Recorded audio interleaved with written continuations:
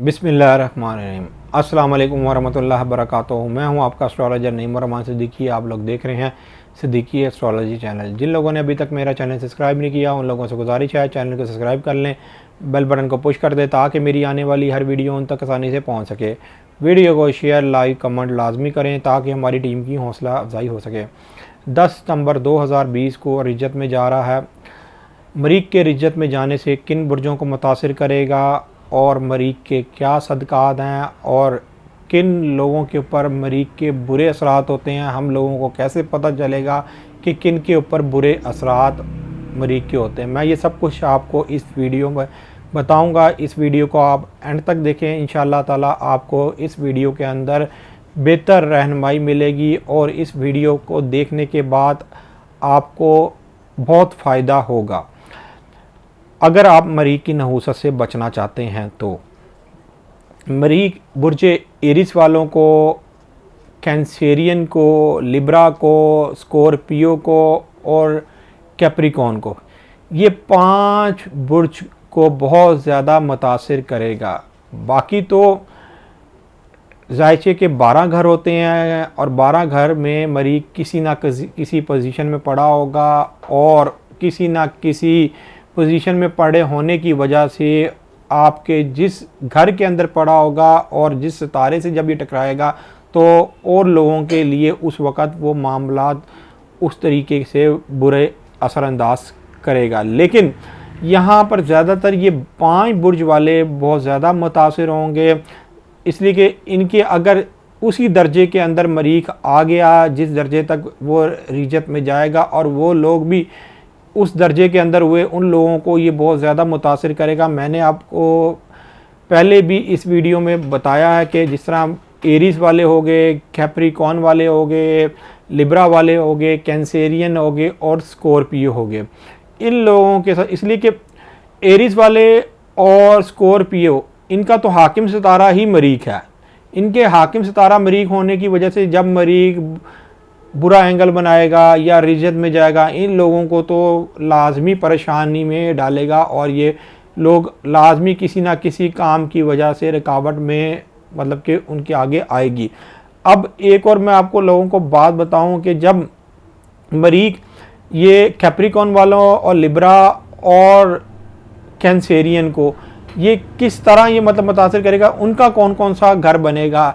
जिस तरह ये कैंसेरियन का 10वां घर बनेगा, लिब्रा का 7वां घर बनेगा और कैप्रिकॉर्न का 4th हाउस बनेगा। मतलब कि जो कैंसेरियन है, जो कैंसेरियन सरतान जिनका बुर्ज है, उनका जो 10वां बुर्ज है, इज़्ज़त वक़ार का, बाप का और इनकी पोजीशन का, चाहे ये गवर्नमेंट सेक्टर में काम कर रहे हैं, प्राइवेट सेक्टर में काम कर रहे हैं, इनकी इज़्ज़त के लिहाज से जो है ना घर बनता है इनका 10वां, और वहाँ पर मरीख पड़ा हुआ सरतान के लिहाज से सरतान इनका पहला और 10वां घर इनका एरीज है, वहाँ पर मरीख पड़ा हुआ, तो इन लोगों को यहाँ पर ये बुरे असरात डालेगा।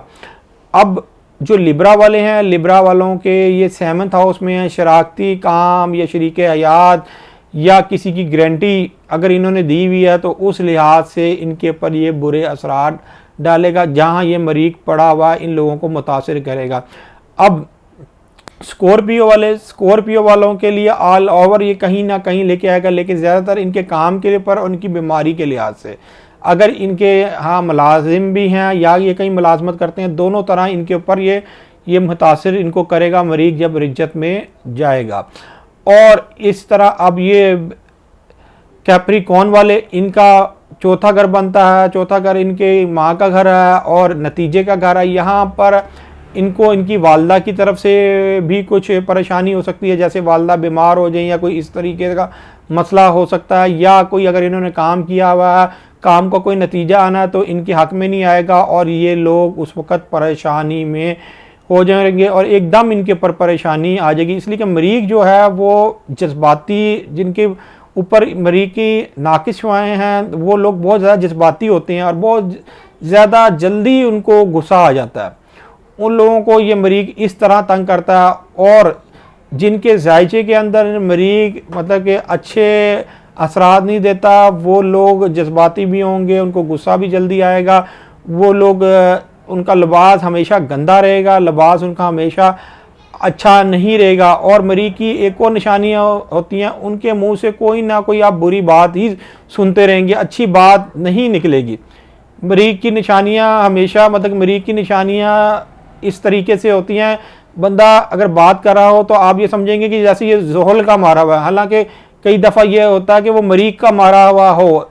ये एस्ट्रोलॉजर को तो बात पता चल जाएगी कि जब वो जायचा बनाएगा या उसको देखेगा कि ये मरीख का मारा हुआ या ज़ोहल का मारा हुआ। मरीख का मारा हुआ किस तरीके से पता चलेगा कि हाँ जी मरीख का मारा हुआ है? जब उसका जायचा बनेगा और उसमें पता चलेगा कि मरीख कौन से घर में है। अगर उसकी पैदाइश के अंदर मरीख 12वें, पहले, 6ठे, 7वें, 8वें, 4थे और 10वें, इन पोजीशनों पर भी अगर मरीख आ गया तो पता चल जाएगा मरीख की क्या। मरीख 10वें घर में इतना बुरा नहीं होता, मैं आप लोगों को बता दूं, जितना और घरों में होता है। जिस तरह 12वें घर में हो गया, 4th हाउस में हो गया, 6th हाउस में हो गया, 7th में हो गया और 8 में हो गया। इन घरों में तो लाजमी जो होगा, पहले घर में अगर इसके साथ कोई बुरा सितारा बैठ गया तो इसने बुरा असर ही देना है, और अगर इसका अपना घर है तो फिर इसने अच्छा देना है। अगर इसका अपना घर वहाँ पर मरीख का है तो ये बहुत अच्छा असर देगा। और मंगल की भी सूरत हाल इसी तरह ही देखी जाती है। मरीख का हमेशा जो मारा हुआ होता है उसको ज़ोहल की नहुसत जब लगती है तो मरीख की पूरी एक नहुसत उसको बंदे को मिलती है, जिस वजह से मरीख ऐसा जाके काम करता है कि उसकी ज़िंदगी के अंदर नाकामियाँ शुरू हो जाती हैं। वो कभी भी अपनी ज़िंदगी के अंदर खुशहाली नहीं देखता। अब मरीख से जो लोग मतलब काम करते हैं, जिस तरह के फ़ौज है वो उसका सितारा मरीख है, पुलिस का है वो भी मरीख है, डॉक्टर में सर्जन मरीख है, और लोहे से भी इसका मरीख ही लिया जाता है। अब जब तक मरीख रिज्जत में रहेगा तो शायद लोहे का भी रेट अप हो, लोहे का रेट बढ़ना शुरू हो जाएगा। जब मरीख की जब बुरे असरात होंगे तो इसका भी ताल्लुक लोहे के साथ है। तो जैसे कि लोहे से काम करने वाले और कारखानों से में जो काम करने वाले लोग हो गए या जिनके कारखाने हो गए, इनका भी ताल्लुक है वो मरीख के साथ ही है। तो इन लोगों को लाजमी ये गंदम, सुरख, कपड़ा, दाल, मसूर और अंडा, इसका सदका ज़रूर देना चाहिए। मंगल के मंगल ये सदका दें। ये 14 नवंबर 2020 को मरीख सीधा हो जाएगा, रिज्जत से बाहर निकल आएगा, मुस्तकीम हो जाएगा और उसके बाद ये अच्छे असरात देना शुरू कर देगा। लेकिन उससे पहले मरीख ने अब बुरे असरात ही देने हैं, इसलिए आप लोग मरीख का लाजमी सदका दें। वो लोग भी सदका दे सकते हैं चाहे उनका ये बुर्ज बनता है या नहीं बनता, वो भी मरीख की नहुसत से बचने के लिए मरीख का सदका दे सकते हैं। जिन लोगों ने अपने बचपन में बहुत ज़्यादा नाकामियाँ देखी हैं या मुश्किलात देखी हैं, वो लोग भी इस मरीख का सदका लाजमी दें। चाहे आपने ज़ोहल की तरफ से देखी हो, लेकिन मरीख और ज़ोहल जब मिलते हैं तो मुश्किलात को बढ़ाते हैं। खाली ज़ोहल कभी भी मुश्किलात को ज़्यादा नहीं बढ़ाता, मरीख जब इससे मिलता है, बुरा एंगल बनाता है, तो ये फिर मज़ीद मुश्किलात लेके आता है। उस वक़्त आपकी ज़िंदगी में बहुत ज़्यादा मतलब कि हर रास्ता बंद कर देता है। खाली अगर आप ये सोचें कि 60-70 है तो ज़ोहल है तो वो आ गया या किसी सितारे ने बुरा एंगल बना दिया, नहीं। जब तक मरीख का रोल नहीं होगा उस वक़्त तक वो सही तरह से ठीक है नहुसत रहेगी, लेकिन इतनी ज़्यादा नहीं रहेगी। आपने कई लोगों को अपनी ज़िंदगी में देखा होगा कि उनके रास्ते हर जगह से बंद हो जाते हैं और वो खुद सर पकड़ के बैठ जाते हैं, कहते हैं कि हमारे लिए तो इस दुनिया में हमें तो कोई नहीं मिलता या कोई है नहीं, हमारे हालात तो ऐसे के ऐसे ही रह गए। तो वो लोग भी इस मरीख का जब सदका देंगे तो इंशाअल्लाह ताला अपनी ज़िंदगी के अंदर वो चेंजिंग देखेंगे। अगर देखें आप अपनी ज़िंदगी के अंदर खुशहाली चाहते हैं तो ये मरीख रिज्जत में होने से पहले आप इसकी सदका दें, और जब तक ये रिज्जत में रहे उस वक़्त तक आपने 14 नवंबर 2020 तक मंगल के मंगल आप कुछ ना कुछ छोटे से छोटा मतलब मरीख का सदका देते रहे और आप मरीख की नहुसत से बचते रहें। या आप मरीख का सदका देंगे वहाँ आप ज़ोहल की नहुसत से भी बचेंगे। अब अपने एस्ट्रोलॉजर नईमुर सिद्दीकी को इजाज़त दें। अगर मेरी ये वीडियो पसंद आई हो तो शेयर, लाइक, कमेंट लाजमी करें और मेरे चैनल को सब्सक्राइब लाजमी करें। अल्लाह हाफिज़।